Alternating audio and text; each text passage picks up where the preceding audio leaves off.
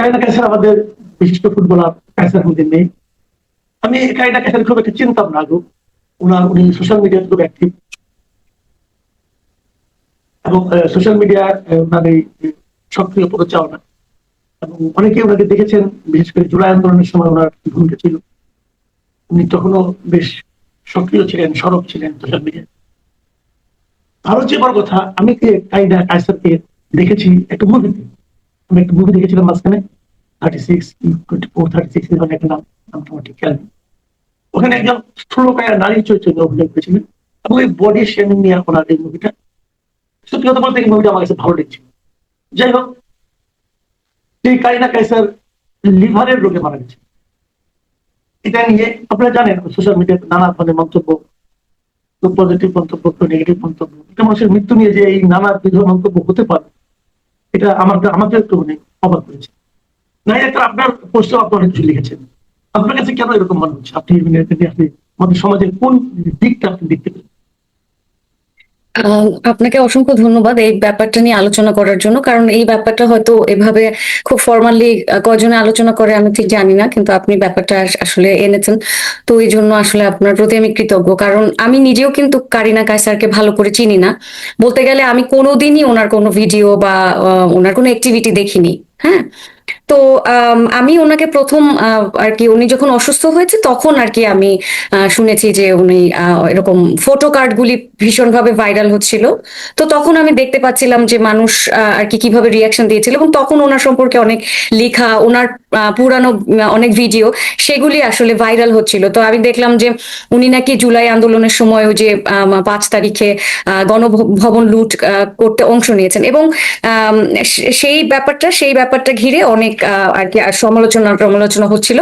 তো আমি আসলে honestly speaking I am really very মানে সরি যে মানে একটা মানুষ যখন অসুস্থ হয়েছে তখন এই ব্যাপারগুলি সামনে আসছে। এখন যেটা হচ্ছে যে এই মেয়েটা যে গণভবন লুট করেছে বা লুটে অংশ নিয়েছে, সেটার আমি মোটেই মানে সাপোর্ট করছি না। এবং 5 তারিখে যা কিছু হয়েছে বা জুলাই আন্দোলনের পরে থেকে দেশে যে পরিমাণ হত্যাযজ্ঞ, পুলিশ হত্যা হয়েছে, তারপরে হচ্ছে আপনার আগুন জ্বালানো, মানে যেই পরিমাণ লুটপাট যা কিছু হয়েছে, ভাঙচুর, সবকিছুরই আমি দৃঢ়ভাবে বিরোধিতা করি। এমনকি বঙ্গবন্ধুর যে মূর্তি সেগুলি ভাঙা হয়েছে, এট দ্য সেম টাইম যে মুক্তিযোদ্ধাদের জুতার মালা দিয়ে দেওয়া হয়েছে, মানে সবকিছু কিন্তু আমি একেবারে খুব স্ট্রংলি সোশ্যাল মিডিয়াতে অপোজ করেছি, এবং এ নিয়ে আমি অনেক কথাও বলেছি। হ্যাঁ, এখন ওই সময়ে আর কি ওই সময়ের জোয়ারে আমার নিজের পরিচিত অনেক মানুষ আপনার ইয়েতে মানে জুলাই আন্দোলনে অংশ নিয়েছিল। আমার ফ্যামিলিরও কিছু মানুষ জুলাই আন্দোলনের পক্ষে ছিল, জুলাই আন্দোলনের বিপক্ষে ছিল। এমনকি যে মানুষটাকে আমি সবচেয়ে বেশি ভালোবাসি সেও জুলাই আন্দোলনের পক্ষে ছিল। এখন আপনি আপনার পরিবারের যারা জুলাই আন্দোলনের পক্ষে ছিল, হ্যাঁ, তারা এখন এখন আমরা যদি বুঝতে পারি যে এটা ভুল ছিল বা এটা মেটিকুলাস ডিজাইনের অংশ ছিল বা কনস্পিরেসি ছিল, বা এখন ফরহাদ মাজার বলছে যে এটা আমেরিকার ষড়যন্ত্র ছিল, আমেরিকা করিয়েছে এবং বাংলাদেশের ক্ষমতা আমেরিকার হাতে। এই যে ব্যাপারটা, এই ব্যাপারটা কি সবাই জানে? এই প্রশ্নটা করতে হবে। এখন প্রত্যেকটা মানুষ যারা কিনা জুলাই আন্দোলনের যুক্ত ছিল, তারা কিন্তু সবাই এই মেটিকুলাস ডিজাইনের অংশ ছিল না, এবং তারা কোনো ডিপ স্টেট থেকে বা কোথাও থেকে টাকা পয়সাও পায়নি। সাধারণ মানুষ একটা রেজিম পরিবর্তনের জন্য হয়তো নেমেছিল, বা দীর্ঘদিন একটা সরকার একই পার্টি ক্ষমতায় ছিল বলে একটা পরিবর্তন চেয়েছিল। তো এই ক্ষেত্রে অনেকে ঝোঁকের মাথায়ও আর কি নেমেছিল, আর অনেকে এক ধরনের সাইকোলজিতে একটা টার্ম আছে কনফর্মিটি, সেই ব্যাপারটাও কাজ করেছে এখানে, যে আমি যেন লেফট আউট না হয়ে যাই, বা আমি যদি এটাতে পার্ট না নেই, হয়তো আমি মানে আমি দায়বদ্ধ থাকবো, বা দেশের এরকম একটা ঘটনা ঘটেছে, আমারও সেটাতে পার্ট নেওয়া উচিত। তো অল টুগেদার এই সকল বিবেচনায় মানুষ আসলে নেমেছিল।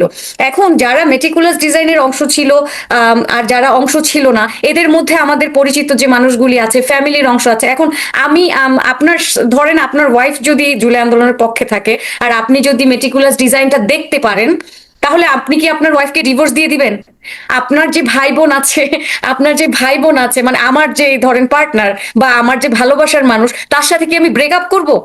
সে যদি এটার পক্ষে থাকে, আমি যদি বিপক্ষে থাকি, তাহলে আমি কি প্রেমে বিচ্ছেদ ঘটাবো? যাও, তুমি জুলাই আন্দোলনের পক্ষে ছিলে, আমি আমি আর তোমার সাথে প্রেম করলাম না।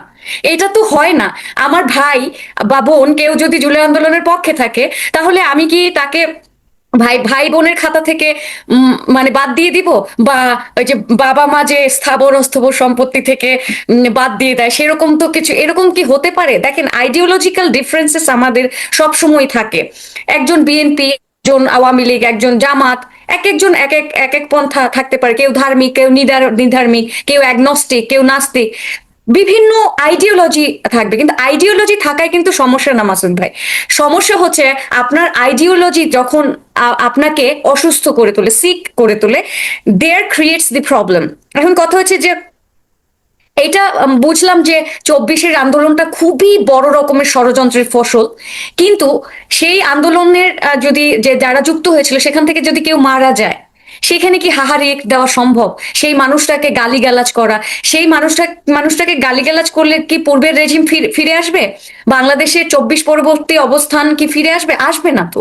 তাহলে এই যে 24 পরবর্তী সময়ে যে ওই যে কেউ মারা গেলে আলহামদুলিল্লাহ বলা, এটা ওইটা শুরু করেছিল জামাত সমর্থক, জামাতের মানে বট বাহিনী বা এনসিপির বট বাহিনীরা করেছিল, এটা জানি, এটা সবাই জানে, এটা একেবারে সর্বজন সিদ্ধ ব্যাপার। কিন্তু বিষয়টা হচ্ছে যে এখন মানে আমি যখন পোস্টটা দিলাম, আমি পোস্টটা দেওয়ার পরে আওয়ামী লীগের প্রচুর লোক আমাকে আনফলো করে দিয়েছে, আমাকে আবার লিখেছে আপনাকে আজ থেকে আনফলো করলাম।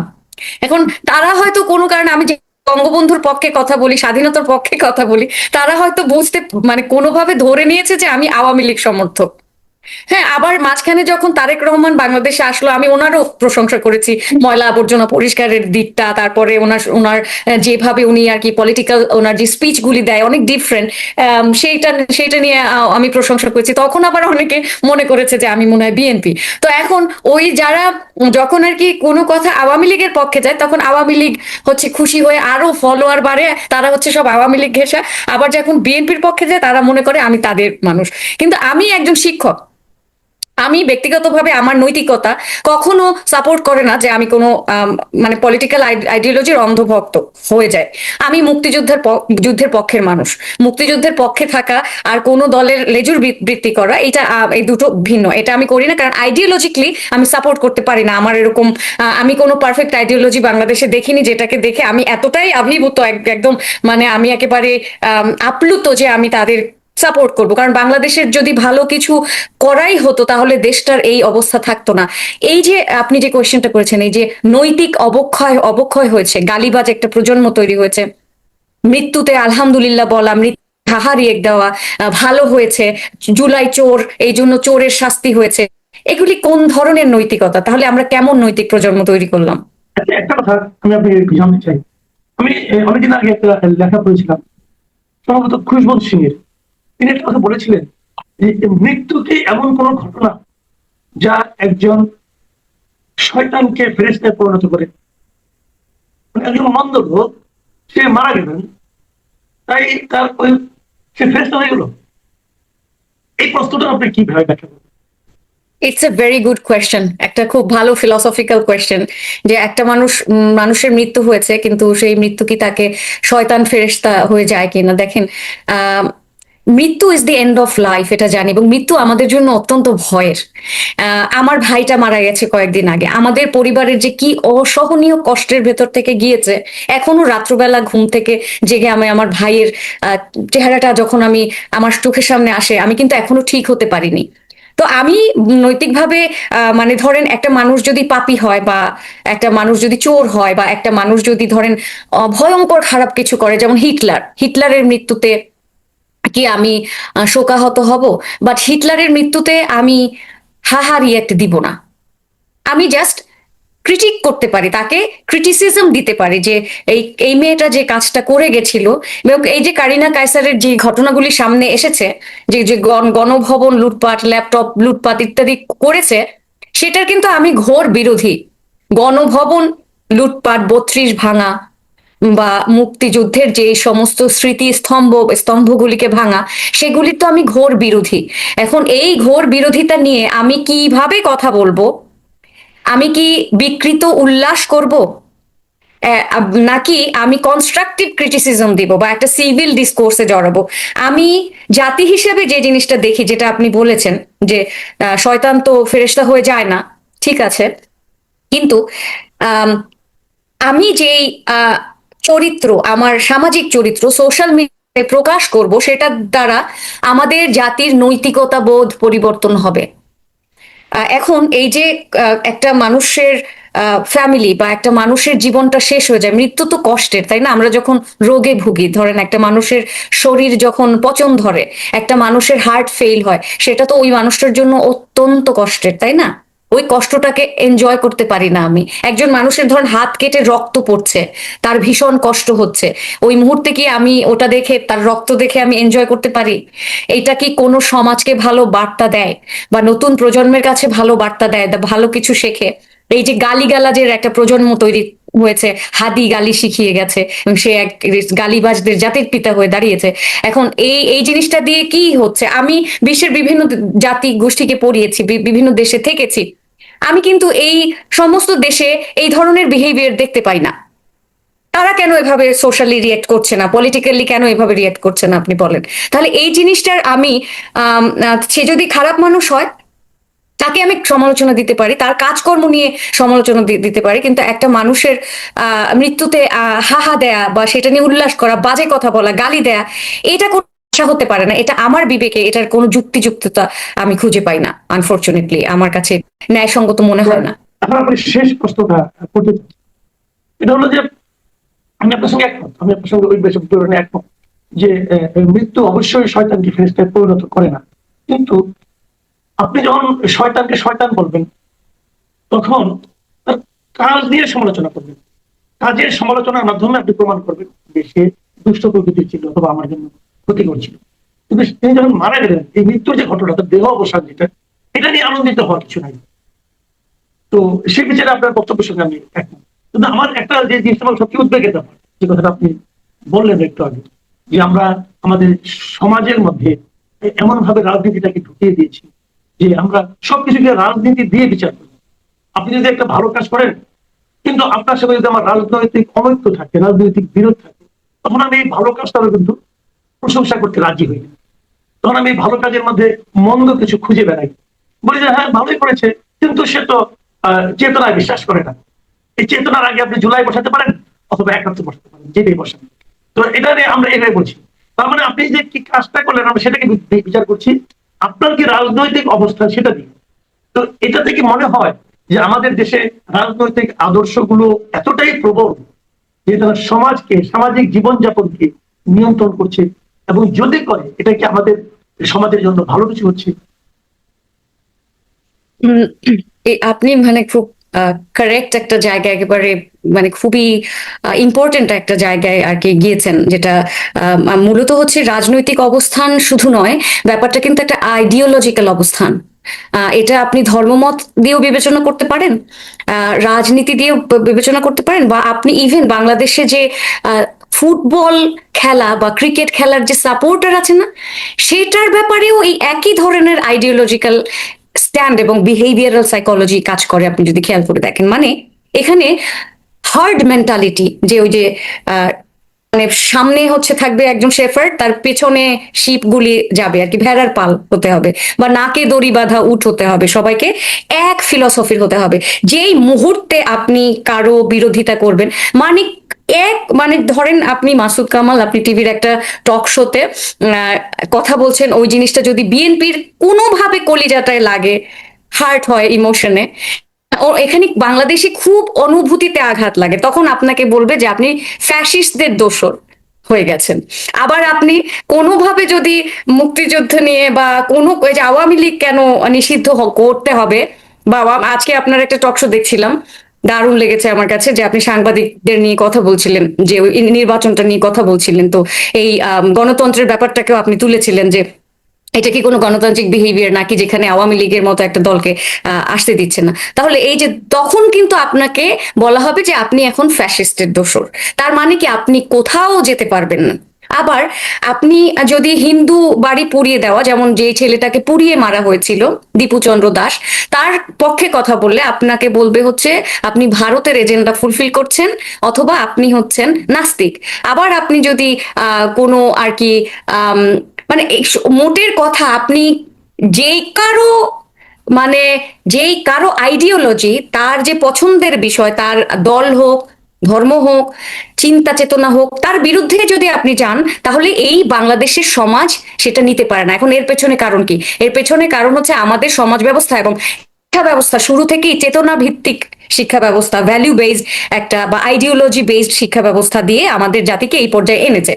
এখন প্রত্যেকে একটা আইডিওলজি ধারণ করে এখানে, ওই আইডিওলজিটা নিয়ে সে কিভাবে ডিল করবে, কিভাবে সিভিল ডিসকোর্সে জড়াবে, কিভাবে ওই জিনিসটাকে সে মানে সোশ্যালি হ্যান্ডেল করবে, সেটা আর স্কুল শেখায় না। তাকে আইডিওলজি তো দেয়া হয়, কিন্তু সে তার যে ওপিনিয়ন থাকবে, সেই ওপিনিয়নের যে আর কি যে অপোজিশনের একটা সাইডও থাকতে পারে এবং ওপিনিয়ন যে ভ্যারি করতে পারে, যে আরেকজন ওটার মতবিরোধ করতে পারে, সেই ব্যাপারটা কখনো এদেশের মানুষকে বা এদেশের শিক্ষা ব্যবস্থায় শেখানো হয় না। মানে আমি যেটা বলেছি সেটা আমার নিয়মে তোমার অঙ্ক করতে হবে, অন্য নিয়মে অঙ্ক করলেই মার্কস কাটা, এই হচ্ছে আমাদের দেশের অবস্থা। তাহলে এই এই সমস্যা তৈরি হয়েছে শিক্ষা ব্যবস্থা থেকে, এটা এটা একদম ভিন্ন লম্বা।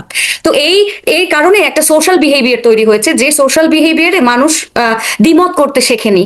দ্বিমতটা যে খুব লজিক্যালি করবে, মানে যুক্তি নির্ভর, বা যেটা আপনি একটু আগে বলেছিলেন যে বিষয় ভিত্তিক। আপনি আমি আপনার একটা মানে টকশোর ব্যাপারে ধরেন আমি ক্রিটিক করতে চাচ্ছি, আপনি যে কথাটা বলছেন আমি সেটা নিয়ে সমালোচনা করতে পারবো, কিন্তু ব্যক্তি আমি যদি বলি মাসুদ ভাইয়ের একটা প্রেম ছিল অন্য জায়গায়, এইটা দুইটার মধ্যে কি কোনো সংযোগ আছে? কোনো রকমের কোনো মিলবন্ধন আছে? এটা একটা লজিক্যাল ফ্যালাসি হয়ে যায় না? কারণ আমি ব্যক্তিকে টেনে আনছি এখানে। সব সময় হয় হচ্ছে এরকম যে লজিক্যাল ডিসকোর্স, যেটা যে যুক্তি নির্ভর সমাজ ব্যবস্থা বা শিক্ষা ব্যবস্থা গড়ে না ওঠার কারণে মানুষ মতকে গ্রহণ করতে শেখেনি। কখনোই সে ভিন্ন মতকে, ধরেন যে যে লোকটা নামাজ পড়ে সে আশা করবে আপনিও নামাজ পড়বেন। যে যে লোকটা মানে ইন্ডিয়াতে দেখবেন, ওখানে মানুষকে দেখবেন যে নামাজ পড়তে দেয় না, আবার তারা তারা এখন এক হিন্দুত্ববাদ কে প্রচার করছে। তো এই যে আইডিওলজি নিয়ে একটা অদ্ভুত ধরনের নতুন ধরনের একটা ডানপন্থার উত্থান হয়েছে সারা পৃথিবীতে। হয়তো একসময় আবার রেনেসান্স হবে, আবার মানুষের মধ্যে যুক্তি নির্ভর বিজ্ঞান ভিত্তিক চেতনা গড়ে উঠতে পারে, কিন্তু যে জায়গায় বাংলাদেশ এসে পৌঁছেছে সেটা হচ্ছে শত বছর পেছনে চলে গেছে। আমার মনে হচ্ছে প্রতিদিন এই দেশটা পেছনে ফিরে যাচ্ছে এবং সামনে আগানোর কোনো নাম নেই। একটা জাতি হঠাৎ করে গালিবাজ হয়ে গেল, সেই জাতিটা মানুষ বলে সভ্য হয়। এই যে আমি এই যে বেইজিং এ আছি অনেকদিন ধরে, এখানে সভ্যতা মানে আপনি সব জায়গায় দেখবেন প্রতিদিন তারা রিফর্ম করে, তারা মানে দেশটাকে বা মানুষের বিহেভিয়ারকে এমন ভাবে কন্ট্রোল করে যাতে মানে তাদের দেশ, তাদের সমাজ ব্যবস্থা আরো উন্নত হয়। কিন্তু আমরা কোথায় উন্নতি করছি? কোনো একটা ব্যাপারে কোনো উন্নতি কি আমরা দেখতে পাচ্ছি না। শুধু ডিবেট, বড় বড় কথা, উন্নয়নের জোয়ারে সবসময় দেশ ভেসে যায়, কিন্তু আমি সবসময় দেখছি যে পেছনের দিকে ভেসে যাচ্ছে। আচ্ছা, আনফরচুনেটলি। জি, অনেক ধন্যবাদ, অনেক ধন্যবাদ নাহিদ আক্তার, আপনি এই সময় দিয়েছেন। আপনার কাছে কৃতজ্ঞতা। আমাদের এখানে একটা এমন কিছু বিষয় নিয়ে আজ আপনি কথা বলেছেন, আমার মনে হয় যে রাজনীতির বাইরে এই সমস্ত বিষয়গুলো নিয়ে আলোচনা করা দরকার। দরকারের কারণে যে আমাদের রাজনীতির বাইরেও কিন্তু আমাদের একটা সমাজ আছে, আমাদের একটা পরিবার আছে, আমাদের একটা পারস্পরিক সম্পর্ক আছে। এই সম্পর্কটা যদি নষ্ট হয়ে যায় না, তাহলে মানুষ থাকে না। যে আমরা একটা মানবিক সমাজ চাই, আমাদের মধ্যে মতবিরোধ থাকবে, আমাদের মধ্যে বিরোধ থাকবে, আমাদের মধ্যে বিতর্ক থাকবে। এই বিতর্ক আমাদেরকে সামনের দিকে নিয়ে যাবে, এই বিতর্ক আমাদের সমাজকে উন্নত করবে। কিন্তু যে বিতর্ক সমাজকে পেছনের দিকে টেনে নিয়ে যায়, সেই বিতর্ক আমরা কতটুকু নার্সিং করবো, এটা নিয়েও একটা বিতর্ক থাকবে। প্রিয় দর্শক, আপনারা বিতর্ক করুন, কথা বলুন, ভাবুন এবং আলোচনা করুন। সবাইকে শুভেচ্ছা, সবাই ভালো থাকবেন। আল্লাহ হাফিজ।